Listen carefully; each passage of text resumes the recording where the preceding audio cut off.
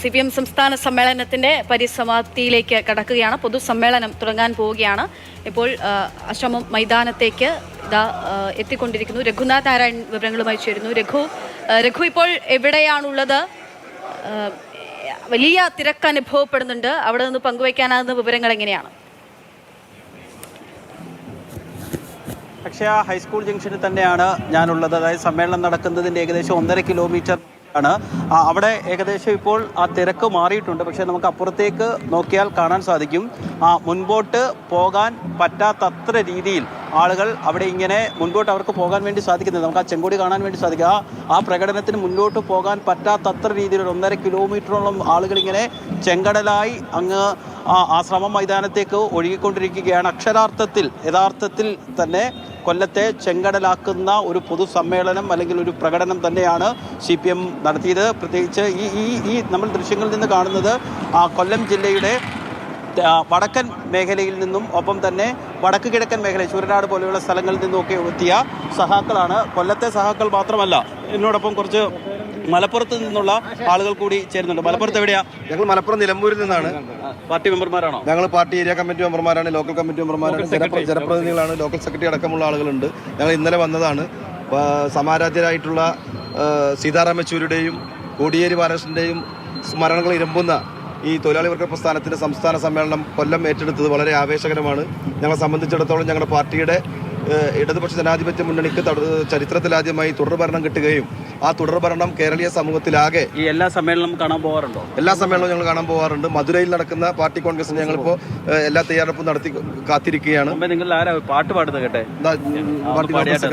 നല്ലൊരു നാളെ ഞങ്ങൾക്കായി തന്നു പോയവരെ, ഈ നാടിനു വേണ്ടി എല്ലാം മറന്ന ധീരനായകരെ, ചോര കൊണ്ടിതിഹാസം രചിച്ച ധീരസഖാക്കളെ, മറക്കുകയില്ലൊരു നാളും ഞങ്ങൾ രക്തസാക്ഷികളെ, മറക്കുകയില്ലൊരു നാളും ഞങ്ങൾ രക്തസാക്ഷികളെ.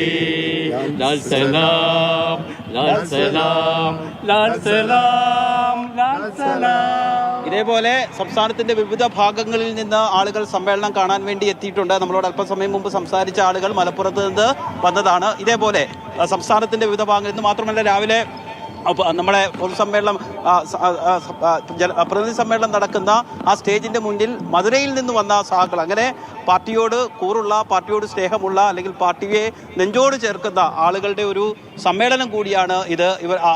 ആളുകളൊക്കെ പാർട്ടി മെമ്പർമാരും പാർട്ടിയുടെ ചുമതലയൊക്കെയുള്ള ആളുകളാണ്. അവരെ പോലെ ഒന്നുമല്ലാത്ത യാതൊരുവിധമായ ചുമതലകളോ അല്ലെങ്കിൽ എന്തെങ്കിലും ഉത്തരവാദിത്തങ്ങളോ ഒന്നുമില്ലാത്ത മനുഷ്യരും ഈ സമ്മേളനം കാണാൻ വേണ്ടി എത്തിക്കൊണ്ടിരിക്കുകയാണ്.